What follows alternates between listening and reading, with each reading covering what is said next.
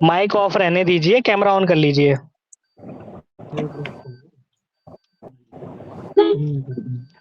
Camera सभी लोग on करके रखें अपने अपने।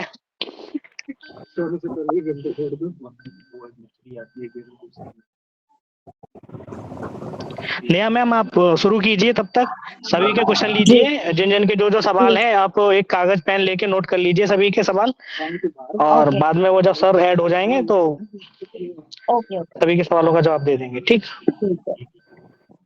सबसे पहले गुड इवनिंग सबको। मैं नेहा बघेल आप सबका इस इम्पोर्टेंट वेबिनार में स्वागत करती हूँ। आज हमारे साथ एक बहुत ही esteemed guest mister Rishabh Verma, जो कि एसडीएम है नोएडा के, वो आज हम सबसे अपने अनमोल विचार और अनुभव हमारे साथ शेयर करेंगे। इससे पहले कि वो ज्वाइन हो, मैं चाहती हूँ आप अपने जो भी पर्सनल क्वेश्चंस हैं या जो भी आपको डाउट्स हैं या आपको प्रिपरेशन कैसे करनी है, आप हम मुझे बता सकते हैं। मैं राइट डाउन करके उनको फॉरवर्ड कर दूंगी।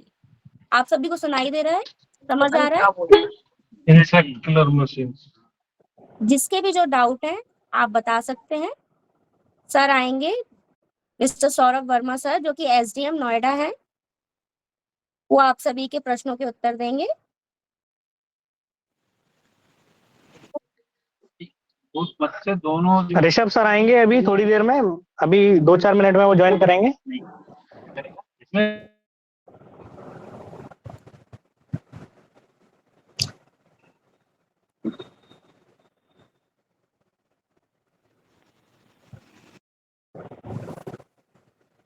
क्या आप लोग को आवाज आ रही है?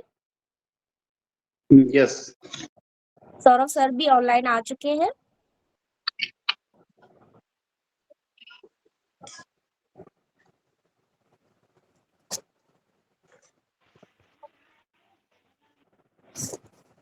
Very good.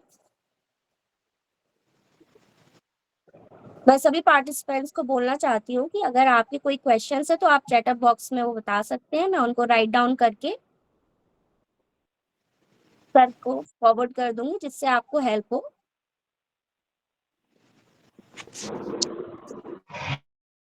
Good evening ma'am. Good good evening evening.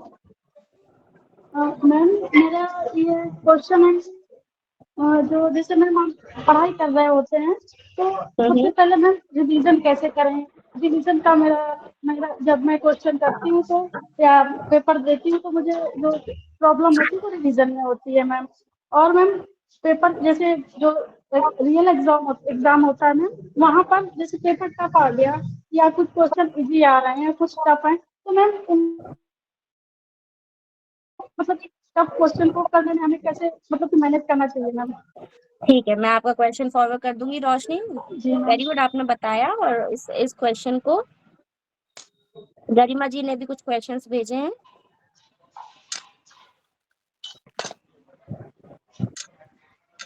शोभित जी, क्या सौरभ सर आ चुके हैं? ऋषभ सर आ चुके हैं? सॉरी, मैं ऋषभ सर बोलना चाहती मैम थी। अभी थोड़ी देर में वो जुड़ जाएंगे, वो खुद ही बात करेंगे और जुड़ ओके जाएंगे तो मैं बता दूंगा वैसे। Okay okay. Hello ma'am, good evening ma'am. Good evening. Good evening. Sir ma'am, मुझे तैयारी अभी बिल्कुल स्टार्ट ही करनी है, तो मैम मैं चाह रहा मतलब सोच रहा था कि बिल्कुल जीरो लेवल से कैसे स्टार्ट करना है कि हम बोलो। फर्स्ट अटेम्प्ट में ही क्रैक कर सकते हैं उसको। और जी मैम मैं बिल्कुल। करंट में मैं मैम CPWD में एज अ जेई वर्किंग में हूँ मैम, तो जॉब के साथ में मैम थोड़ा सा। ठीक है, टाइम मैनेजमेंट आपका प्रॉब्लम है। मेरा चल रहा तो ठीक है। हाँ जी मैम। माइक का और मतलब डेली मैम जी, कितना टाइम मतलब देना चाहिए जो सफिशिएंट हो? सुन रहे आप किस किस प्रिपरेशन में हैं? आप क्या प्रिपेयर करना चाहते हैं? मैम मेरा टारगेट ओनली PCS है, यूपी PCS। ओके ठीक है। Okay sure. Hello hello. Good evening yes, ma'am. Good evening. Ma'am ROK pre के बाद मेंस में ज़्यादा समय तो नहीं मिल पाता, इसके लिए रिटन तैयारी कैसे की जाए, इसके लिए कुछ टिप्स बताइएगा। जी सर, ऋषभ सर अभी आएंगे। सर जुड़ चुके हैं हमारे बीच, आ गए। ओके, अब ऋषभ सर आपके क्वेरीज को सुनेंगे। सबसे पहले मैं सर का परिचय दे दूं। अभी सर फिलहाल में एसडीएम नोएडा है और वो आपके साथ अपनी अचीवमेंट्स उन्होंने किस तरह से प्रिपरेशन की है और कैसे उन्होंने एग्जाम्स को टैकल किया है, हैंडल किया है, वो सब आपको बताएंगे। उसके बाद हम क्वेश्चन आंसर राउंड स्टार्ट करेंगे जिसमें सर आपकी प्रॉब्लम्स समझाएंगे। ओके,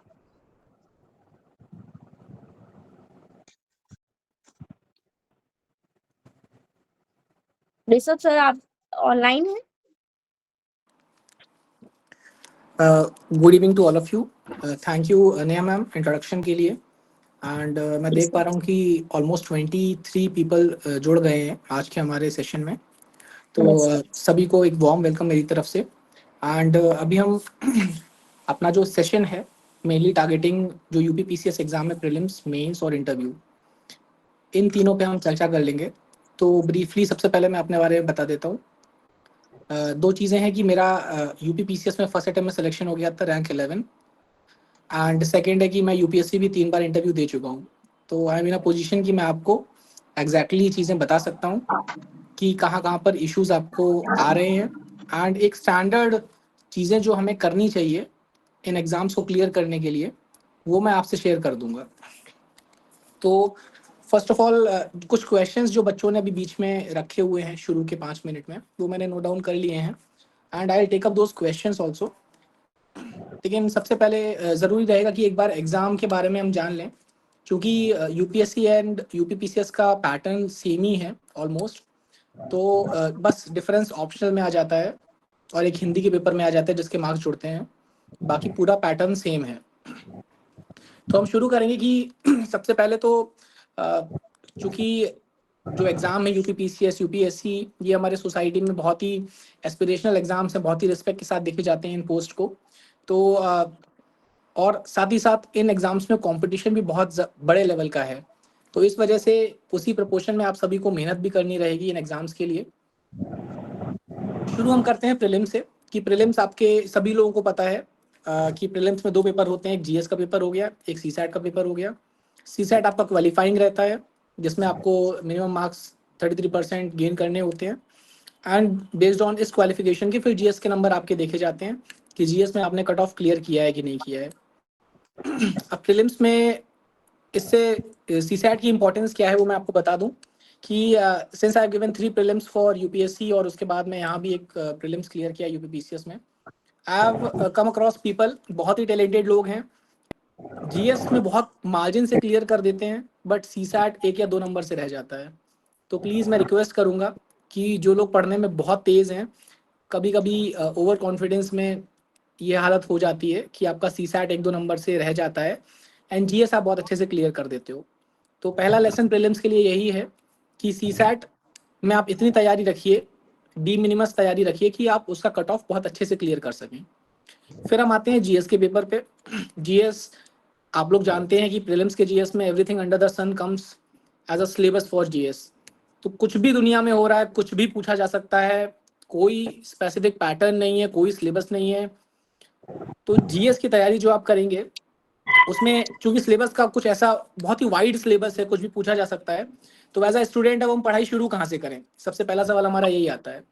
तो प्रीलिम्स के लिए, इनफैक्ट इन एग्जाम्स की तैयारी के लिए, यूपीपीसीएस की तैयारी के लिए आप शुरू करेंगे अपने एनसीईआरटीज से।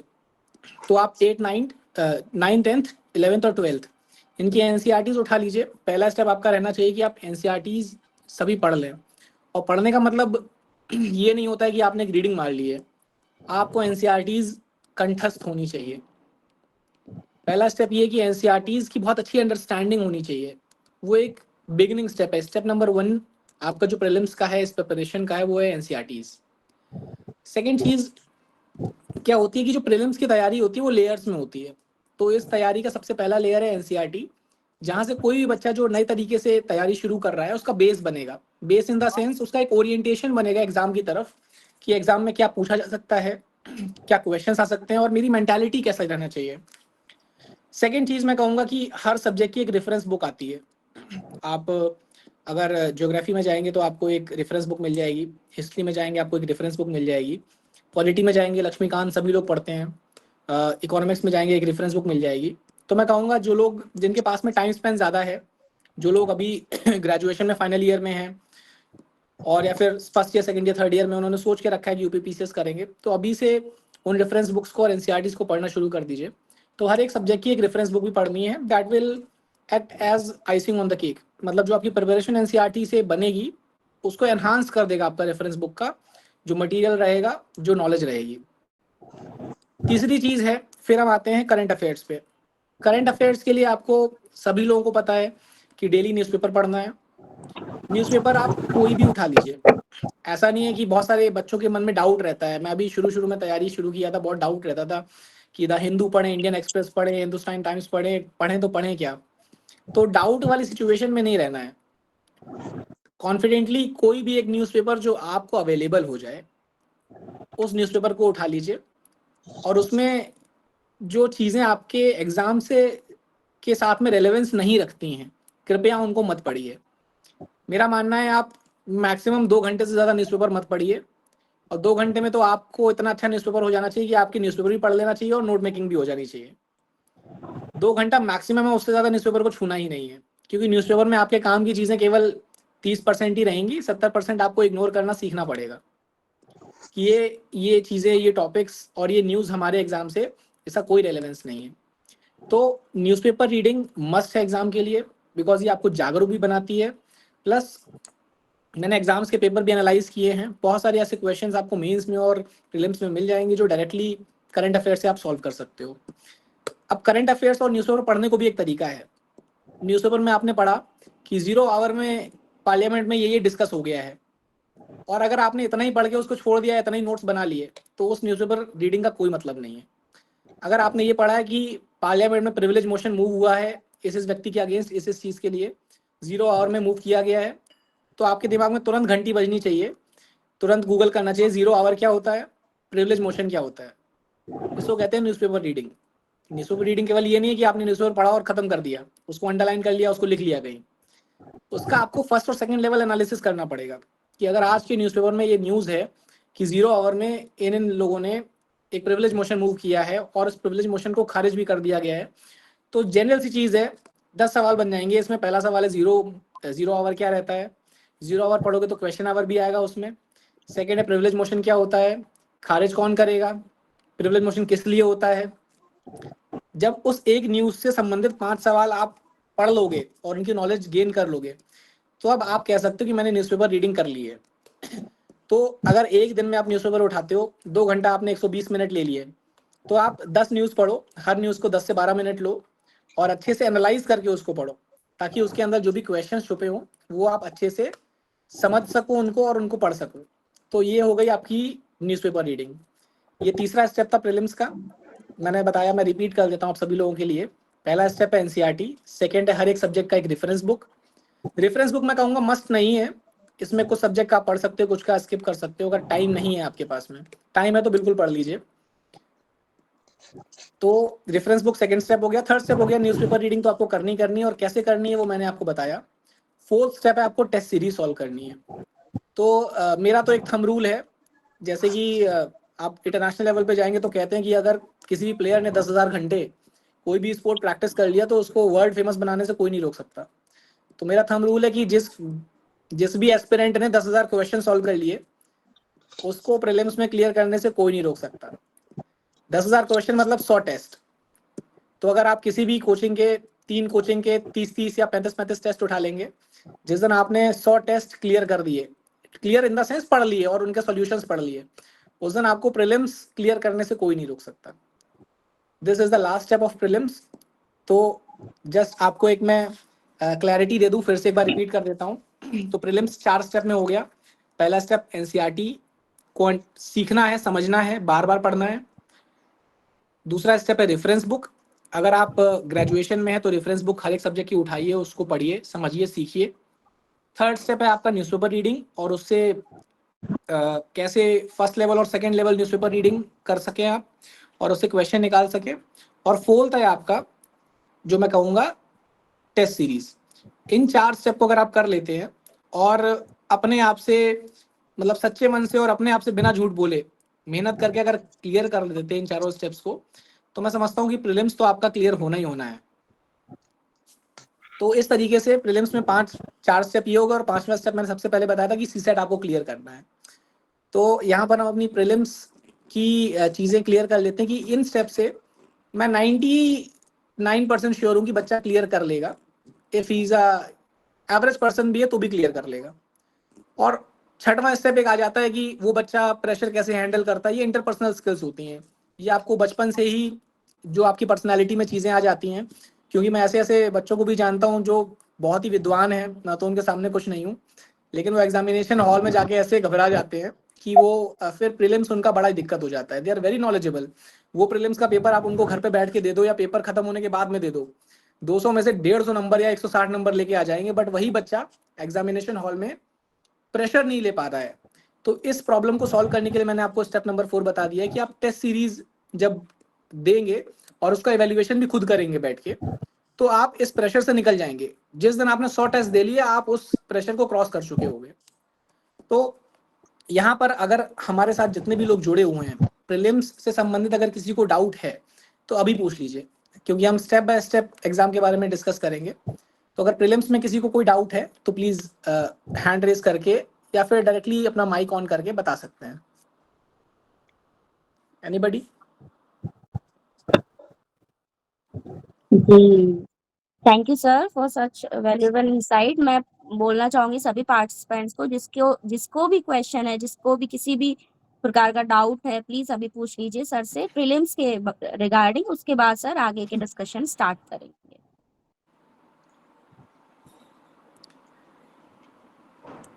किसी भी स्टूडेंट को कोई भी डाउट हो सकता है, डोंट शर्माने की जरूरत नहीं है। एक second, there is a question, what we have to study for CSAT qualifying exam. यार सीसेट, गरिमा जी आपका क्वेश्चन है कि हम सीसेट के लिए क्या पढ़ें। तो प्रीवियस ईयर के क्वेश्चन निकाल के देख लीजिए, उसमें आपके मैथमेटिक्स भी आता है, रीजनिंग भी आता है, हिंदी भी आता है यूपीपीसीएस के पेपर में। तो इन सभी चीज़ों को आपको पढ़ना पड़ेगा। और प्रीलिम्स के लिए मैं तो ये कहूँगा कि पिछले 25 साल के पेपर उठा के देख लीजिए आप, और उन 25 साल के पेपर में जिस जिस प्रकार के क्वेश्चंस आते हैं उन सबको सॉल्व कर लीजिए, आपका सीसेट क्लियर हो जाएगा। Garima ji, I am hopeful that आपका ये डाउट क्लियर हो गया प्रीलिम्स से संबंधित। If any other person is there जिनका प्रीलिम्स से संबंधित कोई प्रश्न हो तो अभी पूछ सकते हैं।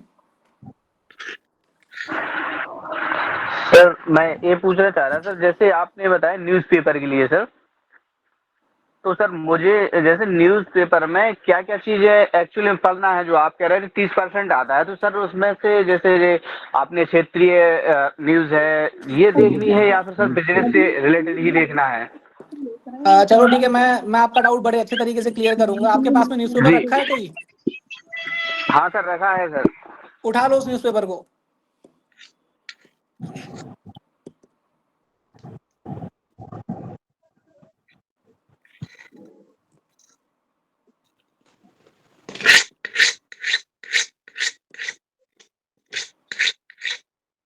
न्यूज़पेपर उठा लिया आपने?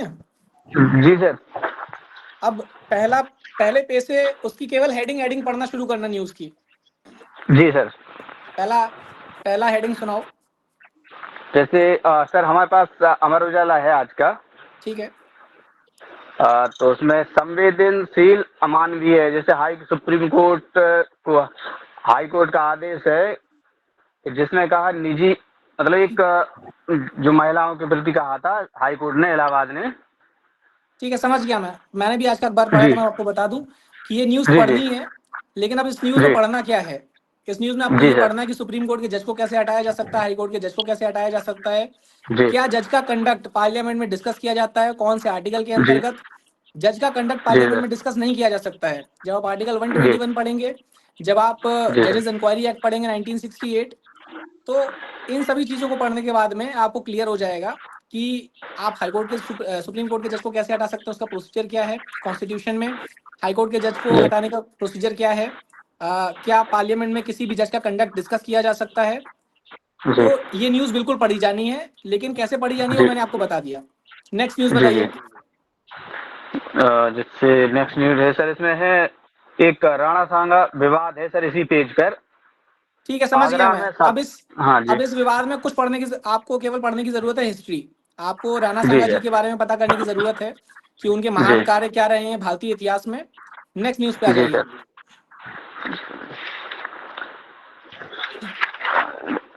सर। जैसे सर प्रदेश में एक है उत्तर प्रदेश का मुख्यमंत्री जी कह रहे प्रदेश में अगर हिंदू सुरक्षित है तो मुसलमान भी सुरक्षित हैं सर, ये एक न्यूज हो गई।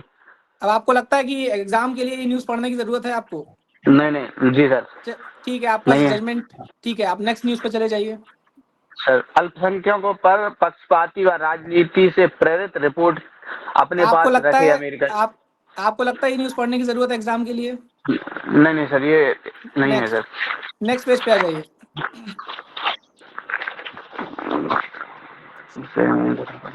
एक चीज हमेशा ध्यान रखनी है कि जब भी जी माननीय सर। मुख्यमंत्री जी कुछ कह रहे हैं तो उन जी चीजों को जरूर नोट डाउन कर लेना है कि उन जी पॉइंट्स पे उन्होंने क्या बोला। मान लीजिए किसी योजना के बारे में डिस्कस कर रहे हैं, जी कोई सर। इन्वेस्टमेंट समिट के बारे में डिस्कस कर रहे हैं, डिफेंस कॉरिडोर के बारे में जी डिस्कस कर रहे हैं, जरूर पढ़ जी लीजिए उन चीजों को। बिकॉज जी जब इतने बड़े लेवल से ये चीजें आती हैं तो वो कहीं ना जी कहीं सर। आपके यूपी स्पेशल पेपर में आनी ही आनी है। मैं यस इसका सर। जब हम मेंस डिस्कस करेंगे तो इसका बहुत ही अच्छा उदाहरण आपको दूंगा। जी जी ओके सर, समझ गया तो सर। जस्ट मैं आपको एग्जाम्पल के द्वारा यही बताना चाहता था कि न्यूज़पेपर जी जब आप पढ़ें तो उसमें 30% चीजें पढ़ें और कैसे पढ़ें। ठीक सर। ठीक है, किसी ओके और को सर। प्रीलिम्स का कोई डाउट है?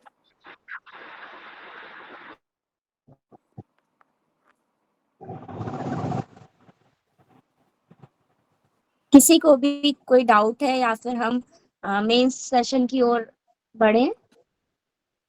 ठीक है, आई थिंक लिख दिया है कि नहीं है सचिन जी, डाउट, कोई तो डाउट वी नहीं विल है? Yes we will move towards mains का जो पेपर रहेगा। तो यूपीपीसीएस में मेंस में आपके जो ओके। हिंदी का पेपर आता है वो भी स्कोरिंग रहता है। उसके बाद में ऐसे का पेपर है वो भी स्कोरिंग है। फिर आपका जीएस 1 2 3 4 आ जाएगा और 2 यूपी स्पेशल के पेपर आएंगे।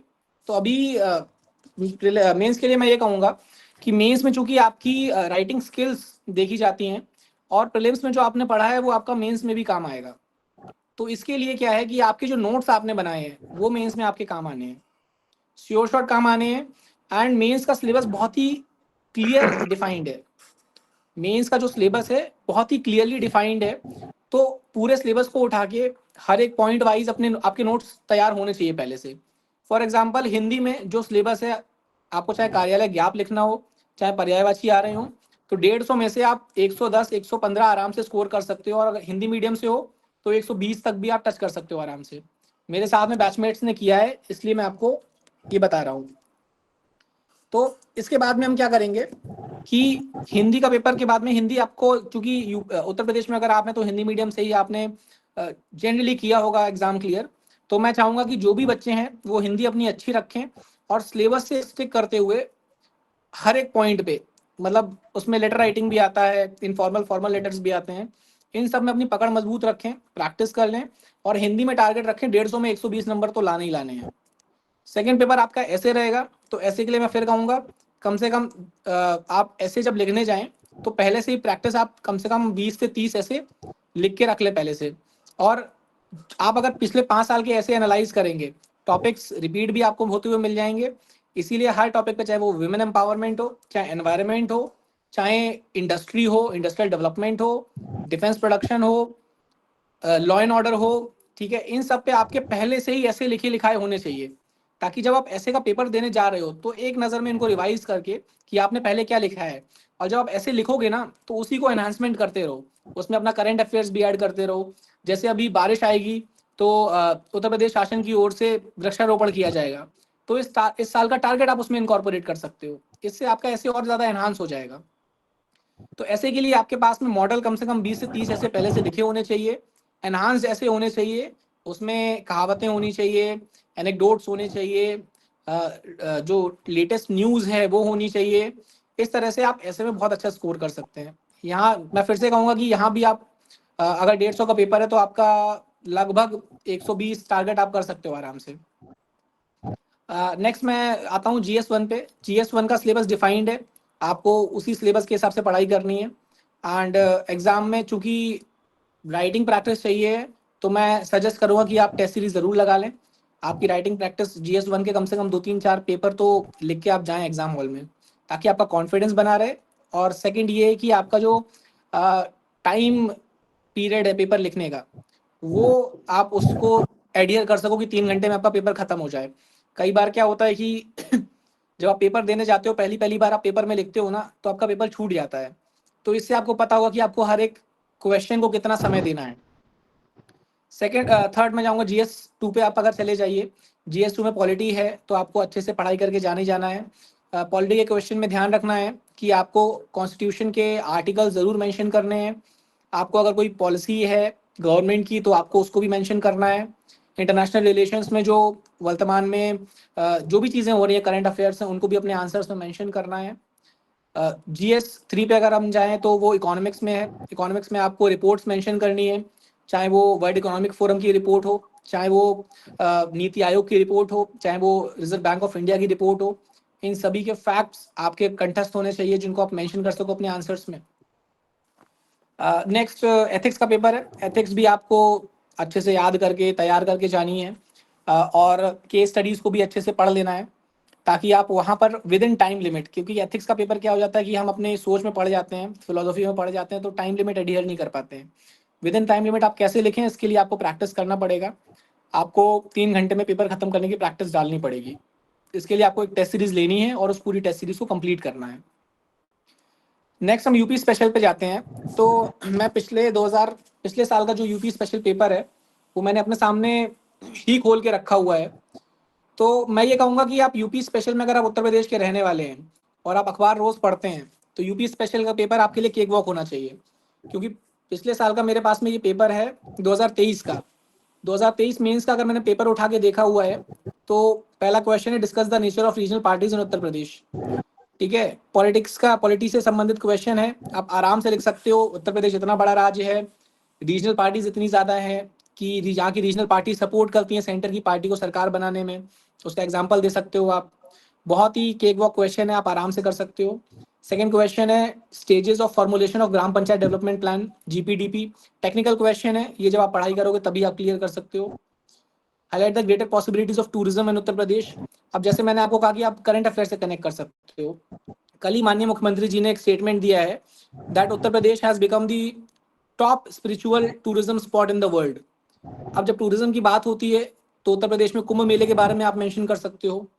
तो ऐसे इससे क्या होगा कि आपका एनहांस हो जाएगा, कि आप लिख सकते हो कि 365 करोड़ प्लस लोग कुंभ मेले में आए, इससे टूरिज्म बढ़ा है, उत्तर प्रदेश की GDP इतने पॉइंट से बढ़ी हुई है, इकोनॉमिक जो एक एस्पेक्ट टूरिज्म का, उससे लोगों को रोजगार मिला है। माननीय मुख्यमंत्री जी ने पूरे फैक्ट्स के साथ में विधानसभा में भी बताया था कि कुंभ में कितने कितने अपॉर्चुनिटीज हैं, कितने लोगों ने कितना अर्न किया है। तो इन सबको अगर आप मेंशन करते हो आंसर में, तो आपका आंसर और एनहांस होके आता है। उसके बाद में इस क्वेश्चन में आप पॉसिबिलिटीज ऑफ टूरिज्म में मैप भी बना सकते हो अपने आंसर शीट में। मैप में आप अयोध्या को दिखा सकते हो, प्रयागराज, कुंभ, मथुरा, जहाँ पे स्पिरिचुअल टूरिज्म हो सकता है। फिर आप जो आगरा का आर्किटेक्चर है, मुगल आर्किटेक्चर, उसको मेंशन कर सकते हो। फिर अगर झांसी का आर्किटेक्चर हो गया, बहुत सारी चीजें इसमें कर सकते हो आप। Explain the security challenges in the border areas, ये भी आप नेपाल बॉर्डर एरिया नॉर्थ में हो गया, इसको मेंशन कर सकते हो। Architectural features of monuments of Agra, ये हमेशा सवाल आता है। आगरा के बारे में, मॉन्यूमेंट्स के बारे में पढ़ लो। अब मैं वही बोल रहा हूँ आपको कि अगर आपने पिछले 10 साल के पेपर उठा के देख लिए, तो मेंस भी आप आराम से क्लियर कर लोगे। यूपी स्पेशल का पेपर भी बहुत ज्यादा टफ नहीं लगेगा आपको। Identify the sites related to Harappan civilisation, history पढ़ी है आपने तो आराम से कर लोगे आप। मेरठ साइड में हड़प्पन सिविलाइजेशन के बहुत सारे आपको साइट्स मिल जाएंगे। फिर role of Uttar Pradesh during non cooperation movement, अगर आपने पढ़ा होगा आप क्लियर कर लोगे। 1921 में जो एका मूवमेंट हुआ था, बहुत सारे ऐसे मूवमेंट्स हैं, आप आराम से लिख सकते हो उसको। What are the key Uttar Pradesh data centre policy 2021। अब डेटा सेंटर पॉलिसी ऐसी चीज है कि ये थोड़ा टेक्निकल सवाल आ गया है। ऐसे ही अनंत सवाल हैं, जैसे Uttar Pradesh is a important place in the propagation of Buddhism, आना ही आना है। बुद्धिस्ट सर्किट के बारे में पूछ लेंगे, बुद्धिज्म के बारे में पूछ लेंगे। आपके हैंड टिप्स पे, फिंगर टिप्स पे होना चाहिए। कुशीनगर के बारे में आप लिखोगे, श्रावस्ती के बारे में लिखोगे, सारनाथ के बारे में लिखोगे। ये आना ही आना है। आगरा आना ही आना है, बुद्धिज्म के बारे में आना ही आना है। तो मैं बस ये कहना चाहता हूँ कि करंट अफेयर से यूपी स्पेशल आप क्लियर कर सकते हो। और अगर पिछले 5 से या 10 साल के क्वेश्चन पेपर अगर आप एनालाइज कर लोगे, तो आप यूपी स्पेशल आराम से टैकल कर सकते हो। तो इस तरह से हमारे आपकी एक स्ट्रैटेजी होनी चाहिए मेंस के हर एक पेपर के लिए। ऐसा नहीं है कि चलो पढ़ लेते, मन किया उतना पूरा पढ़ लिया है, अब जो आएगा वो हम लिख देंगे। ऐसा नहीं होना चाहिए। आप बहुत ही कूल माइंड से प्लानिंग करके वहां जाइए कि इस पेपर में ये आएगा तो मैं ये लिखूंगा। इससे क्या होता है कि वहाँ आपको सोचना नहीं है, वहाँ आपका टाइम बच जाता है आंसर लिखने में। और आपने जितना टाइम बचा लिया, कुछ क्वेश्चंस में आप फंसोगे तो उनमें सोचने का आपको टाइम मिल जाएगा कि इसमें हम क्या चीज़ें लिख सकते हैं, उसको एनहांस कर सकते हैं। ऐसा नहीं है कि जो भी इंसान पेपर लिखने जाता है वो एकदम विद्वान इंसान हो, लेकिन वहाँ 3 घंटे को वो कितने अच्छे से यूटिलाइज करता है और उसने जितना पढ़ा है उतने को आंसर शीट में कैसे उतार पाता है, ये बहुत इंपॉर्टेंट होता है। तो मैं ये कहूँगा मेंस के पेपर बाय पेपर आपकी स्ट्रैटेजी होनी चाहिए, मेंस के लिए आपके नोट्स भी होने चाहिए, और मेंस में आपको अपने आंसर को एनहांस करने के लिए उसमें ड्राइंग्स भी बनानी है, उसमें फैक्ट्स भी लिखने हैं, और उसका कंक्लूजन भी एक पॉजिटिव साइड में लेके जाना है। नेक्स्ट स्टेप जो रहता है इंटरव्यू रहता है। एंड इंटरव्यू के बारे में मैं आपसे ये कहूँगा कि मेंस, प्रीलिम्स और मेंस की जो आपने तैयारी की है, एकदम ही टेंशन फ्री होकर इंटरव्यू में जाइए। बिकॉज इंटरव्यू में 2 रीज़न हैं। इंटरव्यू में एक तो आपकी पर्सनैलिटी देखी जाएगी, तो इंटरव्यू में एरोगेंट होने की कोई ज़रूरत नहीं है। नहीं आता है आप मना कर दीजिए कि sorry sir, I don't know about this question, माफ़ कीजिएगा सर, मुझे नहीं पता है। एंड अगर आपको आता है तो बहुत ही विनम्रता से, बहुत ही पोलाइटली आपको चीज़ें बतानी है, क्योंकि जिनसे आप डील कर रहे हो या तो वो ऑनरेबल हाई कोर्ट के रिटायर्ड जस्टिस होंगे, या तो वो किसी बड़े चेयरमैन पोस्ट पे रहे होंगे, डिस्ट्रिक्ट मजिस्ट्रेट कहीं के रहे होंगे रिटायर्ड, या फिर प्रोफेसर होंगे। तो उनका ऑलरेडी उनको आदत है कि हाँ पोलाइटली सामने से बंदा बात करेगा। तो इसलिए आपको इंटरव्यू में बहुत ही पोलाइटली अपनी बात रखनी है। नहीं आता है तो जेन्युइनली आप बता दो, ये आपकी ऑनेस्टी और ट्रूथफुलनेस दिखाता है कि अगर आपको नहीं आता है, आपने पोलाइटली मना कर दिया, सर मुझे नहीं आता है। ऐसे, और दूसरी चीज़ ये है कि अगर आपका मेंस बहुत अच्छा गया तो आपको यूपी पीसीएस में इंटरव्यू की टेंशन लेने की ज़रूरत नहीं है, बिकॉज 100 मार्क्स हैं और 100 में एवरेज आपके 60 आ जाने हैं अगर आपने कुछ आंसर का जवाब दे दिया है। टॉपर के भी 85 आएंगे, 25 मार्क्स से इतना फर्क नहीं पड़ेगा। यहाँ आप मेंस में अपनी बढ़त बना सकते हो। और अगर आपने इंटरव्यू में, मतलब अगर आप कुछ बहुत ज़्यादा उल्टा सीधा कह के नहीं आओगे तो 45 से 60 के बीच में आपको मिल ही जाएंगे। तो आई वुड से कि आप मेंस पे ज़्यादा फोकस करो एंड इंटरव्यू पे भी फोकस करो। इंटरव्यू में कुछ चीज़ों का ध्यान रखिए कि अपनी पर्सनालिटी को आपको पोर्ट्रे करना है, उसके लिए कुछ अलग इंसान बन के नहीं दिखाना है। Just show what ever you have learn in the last few years, you have lived your life. तो इस तरीके से प्रीलिम्स, मेंस और इंटरव्यू, इन चीज़ों की तैयारी हम कर लेंगे। एंड उसमें जो भी डाउट्स अब बच्चों को आ रहे होंगे या फिर जो मैंने चीज़ें बताई हैं उसके बारे में अगर कोई कुछ कहना चाहता है तो प्लीज़ बता दे, हैंड रेज करके और क्वेश्चन अपना टाइप करके। 1 बाय 1 हम वो सभी क्वेश्चंस ले लेंगे।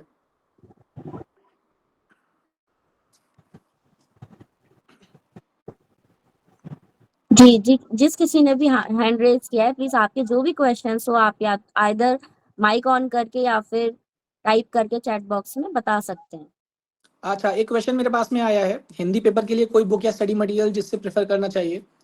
मैं कहूँगा कि स्टडी बुक मैंने तो प्रेफर नहीं किया था, मैं क्योंकि कोविड के टाइम पे मैंने पढ़ाई की थी, तो आप ऑनलाइन भी सब कुछ मटेरियल आपको मिल जाता है। वो ज़माने चले गए हैं। मैं कहूँगा जब लोग किताबें ढूंढते थे, इंटरनेट पे आज सब कुछ उपलब्ध है। आप बस गूगल करिए, गूगल भी नहीं करना है तो अपने ओके गूगल कह के आप सीधे उनसे पूछ सकते हैं कि भाई मुझे बता दो क्या है। चैट जीपीटी पे चले जाओ, 2 चीज़ें टाइप करो, आपको 10 चीज़ें बता देगा वो पढ़ने के लिए। तो ऐसा सच, चूंकि मुझे पता नहीं है इसलिए मैं आपको ये बता नहीं पाऊंगी कौन सी बुक पढ़ी है। हिंदी के लिए मानक हिंदी व्याकरण, बहुत सारी ऐसी किताबें हैं, पर्यायवाची व्याकरण, वहाँ से सीख सकते हैं आप। कार्यालय ज्ञाप और ये लेटर फॉर्मल इनफॉर्मल कैसे लिखे जाते हैं, इसको आप इंटरनेट से भी सीख सकते हैं या फिर कोई भी मार्केट से किताब उठा सकते हैं। कोई स्पेसिफिक किताब इसके लिए ज़रूरत नहीं है। सेकेंड है कि सर आउट स्टेट में रहकर कैसे यूपी के करंट अफेयर को तैयार करें। बहुत ही आसान तरीका है। फिर मैं कहूँगा कि वो ज़माने चले गए कि आपको पेपर, न्यूज़पेपर अपने घर पे चाहिए। इंटरनेट पे रोज कोई भी वेबसाइट उठा लीजिए, अमर उजाला, हिंदुस्तान, दैनिक जागरण, उस वेबसाइट को पढ़ लीजिए। कैसे पढ़ना है वो हम डिस्कस कर चुके हैं अभी। तो मुझे लगता है कि मेरे बैच में मैं और मुझसे 2 बैच ऊपर और आज भी आउट ऑफ यूपी के बहुत सारे बच्चे सेलेक्ट होते हैं, तो बहुत आसानी से तैयारी आप कर सकते हो। सर डू वी, तीसरा क्वेश्चन है गरिमा जी का, sir do we have to prefer any book for current affairs like Lucent. Lucent पढ़ लो आप, कोई इशू नहीं है। देखो एज अ स्टूडेंट आपको सोचना ही नहीं है किताब पढ़ने से पहले, आपको बस ये ध्यान रखना है कि आप किसी किताब पे बहुत ज़्यादा समय नहीं दे रहे हो। लूसेंट क्योंकि इतनी ज़्यादा फेमस हो गई है, आप इसको पढ़ सकते हो, कोई इशू नहीं है। GS3, नेक्स्ट क्वेश्चन अमन राजपूत जी का है, GS3 में इकोनॉमी स्पेसिफिक के लिए क्या करें। अमन जी, आपको बताना चाहूँगा कि इकोनॉमी का सिलेबस बहुत ही ज़्यादा डिफाइंड है। हर एक टॉपिक पे आप अपने नोट्स बना लीजिए और उन नोट्स को करंट अफेयर से एनहांस कर लीजिए। उसके अलावा आपको कुछ पढ़ने की ज़रूरत नहीं है। तीसरी चीज आप ये कर लीजिए कि प्रीवियस 10 ईयर्स के क्वेश्चन पेपर उठाइए। जब वो 10 क्वेश्चन पेपर आप पढ़ लोगे ना, उनके क्वेश्चन तो आपको समझ में आ जाएगा कि क्या आता है क्या नहीं आता है, कि एग्रीकल्चर से सवाल आना ही आना है, इंडस्ट्री से सवाल आना ही आना है। तो उसको आप पहले से ही मटेरियल तैयार करके रखें कि एग्रीकल्चर से क्वेश्चन आएगा तो हम एग्रीकल्चरल जीडीपी ग्रोथ कोट करेंगे। अभी मैं आपको बताता हूँ, केवल न्यूज़पेपर मैं पढ़ता हूँ, न्यूज़पेपर से अगर आप फैक्ट उठाओगे तो अभी माननीय मुख्यमंत्री जी ने कहा है कि पिछले साल उत्तर प्रदेश की जो एग्रीकल्चरल ग्रोथ रेट थी वो 13% थी। मतलब अगर आप सोचो 13% एग्रीकल्चरल ग्रोथ रेट है तो ये खुद में एक बहुत बड़ा अचीवमेंट है हमारे राज्य के लिए। बिकॉज एग्रीकल्चरल ग्रोथ रेट अगर आप देश की देखोगे जाके या पूरे वर्ल्ड की देखोगे 3-4% से ज्यादा नहीं होती है। तो ये फैक्ट आप कोट कर सकते हो। आई होप अमन जी आपका डाउट क्लियर हो गया है। नेक्स्ट क्वेश्चन है राहुल राजपूत जी का। सर जीएस में मेंस के लिए टॉपिक को होलिस्टिकली कैसे प्रिपेयर करें? अब मेंस के लिए जैसे नक्सलिज्म इन्होंने एग्जांपल दिया है। अब नक्सलिज्म अब आपको करना है, ये डायरी मेरे पास में रखी हुई है, 2 पेपर लीजिए, नक्सलिज्म ऊपर लिखिए, गूगल पे जाइए, नक्सलिज्म होता क्या है, आपको डेफिनेशन मिल जाएगी।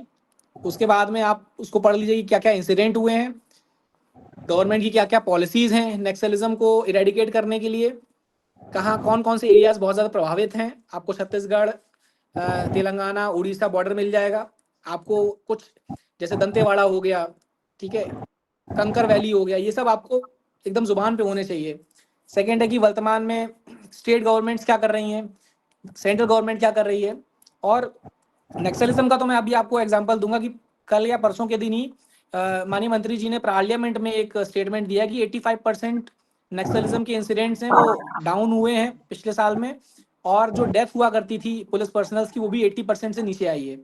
एक बार फैक्ट्स 80 to 85% के आसपास है, फैक्ट्स चेक कर लीजिएगा। तो ऐसे आप अपने आंसर को एक होलिस्टिक शेप दे सकते हैं। नेक्स्ट है सचिन जी का। सर आपने जो बताया है वो यूपीएससी के लिए भी बेनिफिशियल होगा? यार यूपीएससी यूपीपीएससी दोनों का पैटर्न सेम है, बिल्कुल बेनिफिशियल होगा।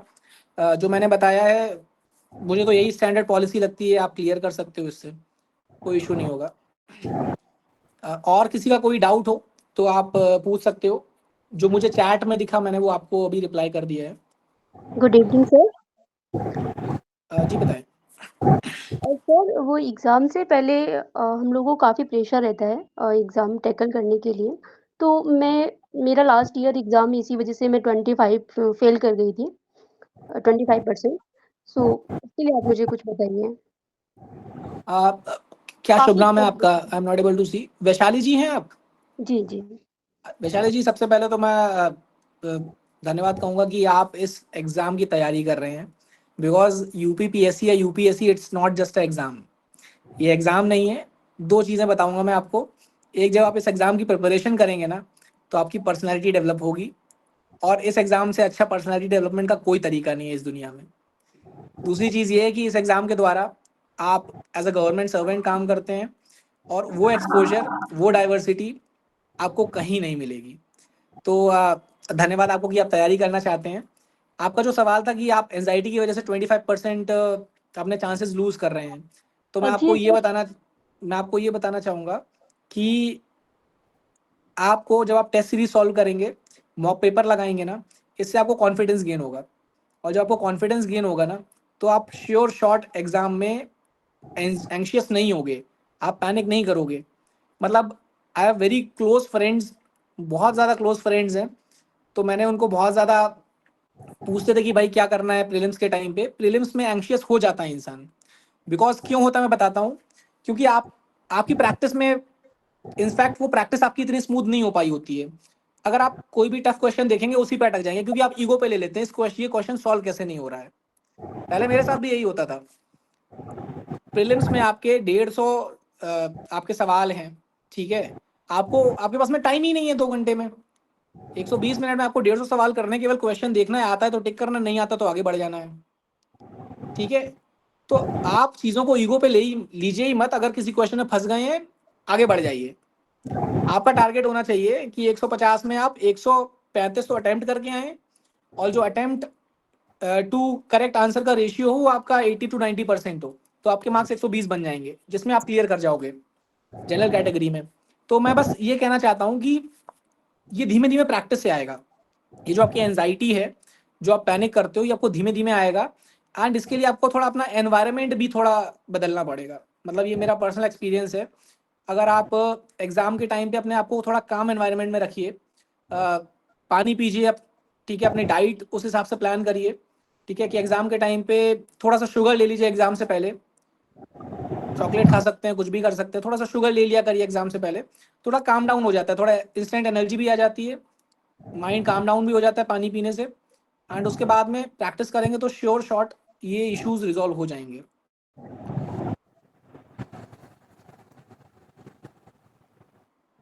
और किसी जी, का और कोई किसी डाउट का है एग्जाम क्वेश्चन है? रिलेटेड?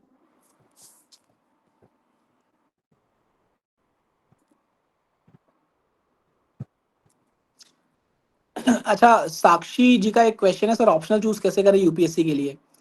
यार ऑप्शनल के लिए आई वुड से कि फर्स्ट थिंग इज कि आपका ग्रेजुएशन जिसमें हुआ हो वो आप चूज कर सकते हो। तो अगर आपका ग्रेजुएशन में ही आपने ह्यूमैनिटीज़ के सब्जेक्ट लिए हुए हैं तो बहुत ही आसान तरीका कि उनको चूज़ कर लो। सेकंड है कि पिछले 5 साल का आप ट्रेंड उठा के देख लो कि कौन से ऑप्शनल में नंबर ज़्यादा अच्छे आ रहे हैं, आप उनको भी उनमें से चूज़ कर सकते हो। और दूसरी चीज़ है कि अगर आपको बहुत ही छोटे ऑप्शनल लेने हैं तो सभी को पता है कि कम टाइम में अगर प्रिपेयर करना है तो छोटे ऑप्शनल कौन से लेने हैं। तो इसमें मुझे लगता है कि ऑप्शनल चूज़ करना है ये आपका खुद का डिसीजन है।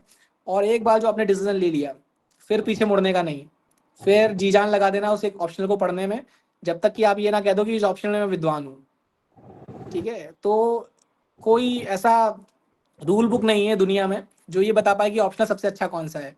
इट इज़, ये आपका चॉइस रहेगा। आप पिछले कुछ सालों के ट्रेंड उठा के देख लो। और मैं आपको बता दूं, ट्रेंड भी आप एनालाइज कर लोगे ना, हर ऑप्शनल का परसेंटेज ऑलमोस्ट सेम ही रहेगा कुछ को छोड़ के।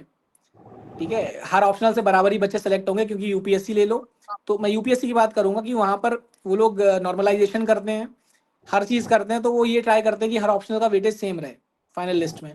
तो एक बार आप देख लो उसके हिसाब से, अपनी एबिलिटीज़ के हिसाब से आपका नेशनल ओरिएंटेशन क्या है। अगर आप कहोगे मुझे पॉलिटी पढ़ना अच्छा लगता है तो आप पीएसआईआर जा सकते हो। अगर आप कहोगे मुझे इकोनॉमिक्स अच्छा लगता है, इकोनॉमिक्स में मैं कहूँगा सिलेबस एक बार देख लेना। अगर आप नॉन इकोनॉमिक्स बैकग्राउंड से हो तो भैया जब लॉज वगैरह आएंगे और चार्ट और वो सब आएगा ना, ग्राफ वगैरह, तो उसमें आप दिक्कत होगी। आसान टारगेट ये सोशोलॉजी ले लो, छोटा टॉपिक है, आपको जीएस में भी मदद करेगा, ऐसे में मदद करेगा, तो ऐसे करके आप चूज कर सकते हो। नेक्स्ट, आई होप साक्षी जी आपका क्वेश्चन मैंने रिप्लाई कर दिया है। एंड बाकी अगर और ज़्यादा डीप में जाना है तो आप बाद में मुझसे पूछ सकते हैं इसके बारे में। How much time does this preparation take, like months और ईयर्स, और any suggestion for coaching? Garima ji, आपका ये सवाल है तो मैं कहूँगा there is no fix time to clear this exam. लोगों की ज़िंदगियाँ निकल जाती हैं। फॉर एग्जाम्पल मैं आपको बताऊँ कि मेरे बैच में एक बैचमेट मेरा सेलेक्ट हुआ है। He started preparing from 2012, finally 2020 में उसका सिलेक्शन हुआ। 8 साल उसने लगाए अपने जीवन के। एंड मेरे ही बैच में ऐसे लोग हैं जो पहली बार पेपर दिया और निकल गया, और 22-23 साल की उम्र में निकल गया। तो इस प्रिपरेशन का मिनिमम टाइम बता देता हूँ कि मिनिमम टाइम आपको 1 साल लग जाएगा। जीरो से अगर आप स्टार्ट करते हैं, मिनिमम टाइम 1 साल है। अगर आपकी किस्मत बहुत ही अच्छी हुई तो आप पहले साल में क्लियर कर लोगे 1 साल की प्रिपरेशन के बाद में। बाकी तो आप जानते ही हो कि ये एग्ज़ाम ऐसा है कि इसमें कोई फिक्स गारंटी नहीं है। आप विद्वान हो सकते हो लेकिन कुछ नहीं पता इस एग्ज़ाम का। सचिन जी, आपका कहना है सर रिवीजन का सबसे बड़ा इशू रहता है पढ़ते टाइम से याद रखना, उसके बाद भूलने की पॉसिबिलिटी बढ़ जा सकती है। सचिन जी, बताना चाहूँगा कि फिर वही बात है कि जब आप एक ही चीज़ 10 बार पढ़ोगे ना तो आपको याद रखने की ज़रूरत नहीं पड़ेगी उसको। तो मैं बस ये बताना चाहूँगा कि रिवीजन तो करना ही करना है। एक बार आपका प्रीलिम से पहले हो जाएगा, 2 बार आपका मेन से पहले हो जाएगा, और ये साइकिल एग्जाम की है। प्रीलिम्स मेंस इंटरव्यू नहीं होता तो अगले साल फिर से देना है प्रीलिम्स मेंस इंटरव्यू। तो ऐसे करके जब आप 2-3 बार एग्जाम, या तो भगवान ने सुनी आपकी तो पहली बार में आपका हो जाएगा, नहीं होगा तो साइकिल रिपीट करना, आपका रिवीजन अपने आप होता रहेगा। बाकी ऐसी कोई अलग से स्ट्रैटेजी नहीं है कि आप रिवाइज करने बैठ जाओ। मैंने बहुत लोगों को देखा है जो प्लान बनाते हैं कि नहीं, शाम को जो पढ़ा है सुबह उसको रिवाइज करेंगे। इस एग्जाम में ऐसे कोई प्लान मुझे लगता नहीं कि सक्सेसफुल हो पाते हैं। बट प्लानिंग अच्छा है, अगर आप प्लान कर पाओ, उससे स्टिक कर पाओ तो अच्छी बात है। नेक्स्ट है प्रणव जी का, in last 30 years PYQ analysis sufficient for UPSC pre plus घटना चक्र। हाँ ठीक है, 30 ईयर्स का पीवाईक्यू एनालिसिस आप कर लो। मैं आपने एक शब्द यूज किया sufficient, I would say necessary है, सफिशिएंट नहीं है। तो बिकॉज इस एग्जाम में आप कुछ भी तैयारी कर लो, it is not sufficient. and it is necessary to go through 30 years PYQ. बाकी I just want the youth जो 18 19 20 21 22 साल के लोग हैं, मैं बस ये कहना चाहता हूँ कि एक बार आप एग्जाम में लग जाओ. द रीजन बीइंग, मैंने फिर से मैं दोहराता हूँ कि एक पर्सनालिटी डेवलपमेंट का भी बहुत अच्छा जरिया है ये एग्जाम. जब आप पढ़ाई करोगे ना, जब आप रोज न्यूज सुनोगे, उसको एनालाइज करोगे, तो आप खुद में सीखोगे, खुद में आप बहुत सारी चीजें सीखोगे. एंड इसके साथ ही साथ जो ये एग्जाम है ना, इट इज लाइक कि it is a journey more of कि आपने ये पढ़ा चीजें, इसको हम अप्लाई कैसे कर सकते हैं. एंड आपका सिलेक्शन, अगर आप मेहनत करेंगे तो सिलेक्शन जरूर होगा. ये तो गारंटीड है. हो सकता है फर्स्ट अटेम्प्ट में ना हो, सेकंड में हो जाए, सेकंड में ना हो, थर्ड में हो जाए, बट अगर आप मेहनती हैं तो आपका सिलेक्शन जरूर ही होना है. और कोई बच्चा और कोई मतलब कलीग जो साथ में पूछना चाहे, अपने डाउट क्लियर करना चाहे, कुछ भी डाउट हो सकता है, आप किताब का नाम भी पूछ सकते हो, जो मुझे पता होगा मैं आपको बताऊंगा. हाँ सर, मेरा एक क्वेश्चन है कि मेंस में सर क्वेश्चन कैसे, टाइम मैनेजमेंट कैसे करें सर? क्वेश्चन आता हुआ है फिर भी उसके बाद नहीं कर पा रहे हैं सर, और मेरे साथ अब 2023 में हुआ है सर. अच्छा, क्वेश्चन आपको आता है फिर भी नहीं कर पा रहे हो. हाँ, टाइम नहीं उसका मिला. उसका रीजन ये है कि जब आप पेपर दे रहे होते हो ना, तो आप घड़ी की तरफ नहीं देखते हो और आपने प्लानिंग नहीं की है पहले से. देखो, अगर आपके अभी यूपीपीसीएस का पैटर्न, एक सेकंड में देख लेता हूँ आपका जो पेपर मेरे पास में है. मान लीजिए आप यूपी स्पेशल देख रहे हो, जैसे एग्जांपल देता हूँ, मेरे पास में यूपी स्पेशल के पेपर खुले रखे हैं 2023 के, आपने शायद यही दिया होगा, है ना. तो क्वेश्चन नंबर 1 से लेके क्वेश्चन नंबर 10 तक जो सेक्शन है वो 8 नंबर का है आपका. फिर क्वेश्चन नंबर 11 से लेके 20 तक 12 नंबर के हैं. अगर आपने अच्छी प्लानिंग, मतलब जिसने भी कोई भी एग्जाम देने जा रहा है, प्लानिंग करके देने जा रहा है, तो वो प्लान कर लेगा कि 80 नंबर इधर है, 120 नंबर उधर है, 200 नंबर का टोटल है, और 3 घंटे का मेरा टाइम है. ठीक है, तो मैं 1 घंटे में अपने 8 नंबर के क्वेश्चन निपटाऊंगा और बाकी के 2 घंटे दूंगा मैं 12 नंबर का, क्योंकि उनका वेटेज ज्यादा है. ठीक है, तो जब आपका 1 घंटा हो जाता है और आपके पास में 8 नंबर वाले 2 क्वेश्चन बच जाते हैं, तो आपको ये नहीं करना चाहिए कि पहले चलो 8 नंबर के कंप्लीट करते हैं. आप तुरंत स्विच मारो. 1 घंटे में अगर आपने 8 क्वेश्चन कर लिए 8 नंबर वाले, 2 क्वेश्चन वहीं छोड़ दो उनकी जगह, 2 पन्ने की, और स्विच मार के आप तुरंत आ जाओ 12 नंबर वाले पे. और आप दिमाग में रखो कि जब 2-10 मिनट बचा होगा, तो मैं 5-5 मिनट में ही 8 नंबर वाले भी निपटाऊंगा. तुरंत 12 नंबर पे आओ और काम करना शुरू कर दो. और अगर आप आंसर राइटिंग करके गए होगे, तो मैं श्योर शॉट हूँ कि आपको पता होगा कि मुझे क्वेश्चन नंबर 10 तक कितने टाइम में हो जाना चाहिए, क्वेश्चन नंबर 15 तक कितने टाइम में हो जाना चाहिए, और क्वेश्चन नंबर 15 से 20 में कितने टाइम में हो जाना चाहिए. ठीक है, तो अगर आप ऐसे प्लानिंग करके जाओगे ना कि उस क्वेश्चन में कितना टाइम लगेगा नंबर के हिसाब से. देखो, अगर आप 2 घंटे दोगे 8 नंबर के क्वेश्चन में, तो आपको 2 घंटे आपने 80 नंबर के लिए दे दिए, और फिर आपके पास में 120 नंबर के लिए केवल 1 घंटा बचा. तो ये तो कॉमन सेंस कहता है कि जिसमें ज्यादा मार्क्स मिलता है आप उसको ही सबसे पहले ट्रीट करो जाके. ठीक है, और अगर पेपर छूट रहा है तो 8 नंबर वाले छोड़ दो, 12 नंबर वाले अटेम्प्ट करके आओ. तो ऐसे जब आप प्लानिंग करके जाओगे ना, तो आपको मजा भी आएगा पेपर लिखने में, और आपका पेपर भी कंप्लीट हो जाएगा. और किसी का कोई क्वेश्चन है?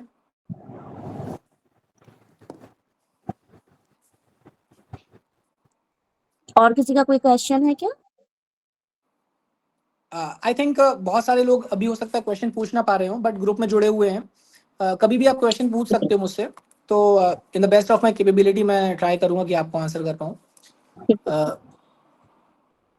ओके, ठीक है, तो इस सेशन को हम कंक्लूड करेंगे सर. एक सेकंड, संजय जी का एक क्वेश्चन है. सर, क्या ओनली जी. कोचिंग के नोट से एग्जाम क्रैक हो सकता है इफ टाइम कम मिलता है डेली ड्यू टू जॉब? क्या क्या प्लानिंग होनी चाहिए सर फ्रॉम जीरो? मैं कहूँगा ठीक है संजय जी, अगर आपकी ग्रास्पिंग पावर अच्छी है तो केवल कोचिंग के नोट से भी काम चल जाएगा. बट मैं ये कहूँगा कि हाँ, नेसेसरी है, सफिशिएंट नहीं है, बिकॉज आपके पास में लिमिटेशन है कि आप जॉब भी करते हो. तो जॉब करते करते आपको टाइम तो देना पड़ेगा. एंड आई नो पीपल जिन्होंने बड़ी बड़ी सरकारी नौकरियां छोड़ी हैं एग्जाम के लिए, बट तब छोड़ी हैं जब उन्होंने कॉन्फिडेंट हो गए कि हाँ, अब मैं एग्जाम निकाल लूंगा. तो कुछ पाने के लिए कुछ खोना पड़ता है. तो जॉब के साथ अगर आपको करना है तो आपकी सिंसियरिटी बहुत हाई होनी चाहिए, आपका शेड्यूल बहुत फिक्स होना चाहिए, सुबह उठने का, रात को सोने का. आपकी पढ़ाई का शेड्यूल बहुत टाइट होना चाहिए, और अगर ऐसा है तो आप एग्जाम क्लियर कर लोगे, आपको कोई नहीं रोक पाएगा.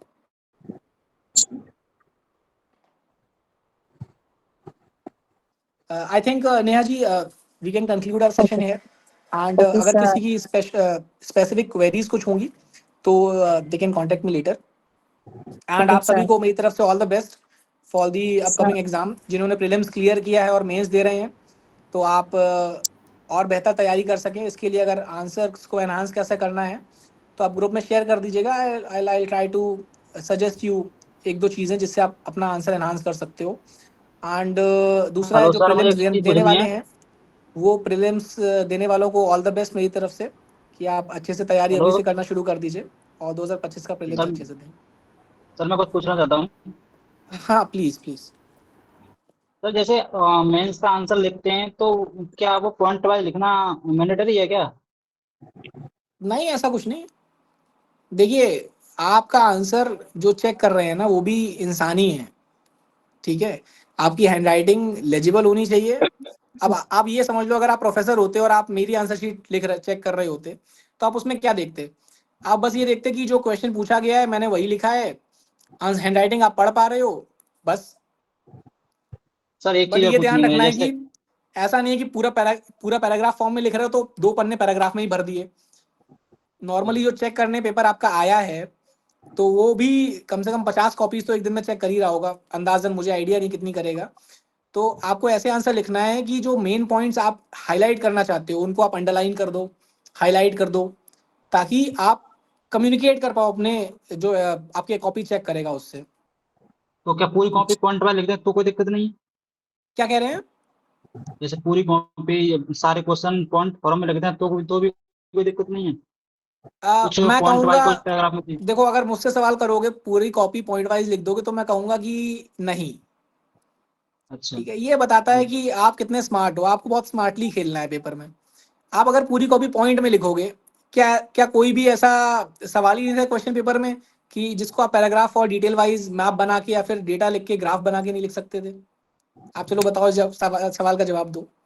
आप अगर पूरी कॉपी पॉइंट वाइज लिख दोगे ना तो जो जो चेक कर रहा है वही बोर हो जाएगा एक टाइम के बाद में, कि भाई हर हर आंसर को पॉइंट वाइज लिख दिया है. मैथमेटिक्स का पेपर चल रहा है क्या? आप समझ रहे हो? आपको आंसर शीट ऐसे लिखनी है कि जो एग्जामिनर है, ठीक है, वो आपकी कॉपी को पढ़े अच्छे से, आपने जो मेन मटेरियल लिखा है उसमें वो अट्रैक्ट हो उससे. आपकी हैंड राइटिंग भी अच्छी होनी चाहिए. कुछ जगह पॉइंट वाइज लिखो, कुछ जगह पैराग्राफ. अच्छा, आपसे डेफिनेशन पूछी जा रही है तो उसको पॉइंट वाइज लिखोगे क्या, कि डिफाइन समथिंग? नहीं, वो तो इंट्रो में आ जाएगी। इंट्रो में ही आ जाएगी. उसके बाद आप पॉइंट लिखोगे कहाँ? अगर आपसे एडवांटेजेस डिसएडवांटेजेस पूछे जाए तो वहां पॉइंट लिख सकते हो आप, कंक्लूजन में पॉइंट लिख नहीं पाओगे. जैसे सर एक आप, चीज और है। हाँ हेलो। हाँ हाँ बताइए, आवाज आ रही है. जैसे सर उसमें ऐसा आता है कि गरीबी के कारण बताइए, वर्तमान स्थिति को देखते हुए गरीबी के कारण बताइए, तो क्या उसमें हम सरकारी प्रयास उपाय समाधान अपनी ओर से बता सकते हैं? बिल्कुल बिल्कुल, आंसर आपका है, आंसर आपका है. इनफैक्ट नहीं, ये तो उसमें अच्छा देखो रहेगा कि अगर टू द। प्रॉब्लम्स पूछे गए हैं तो आप कंक्लूजन में, ऐसा नहीं है कि प्रॉब्लम्स पूछे गए हैं तो प्रॉब्लम्स 8 नंबर में से 6 नंबर प्रॉब्लम्स के ही हैं. 2 नंबर ये हैं कि आप गरीबी को डिफाइन कर दो इंट्रोडक्शन में, और कंक्लूजन में 1-2 पॉलिसीज बता दो जिससे कि गरीबी इरेडिकेट हो रही है.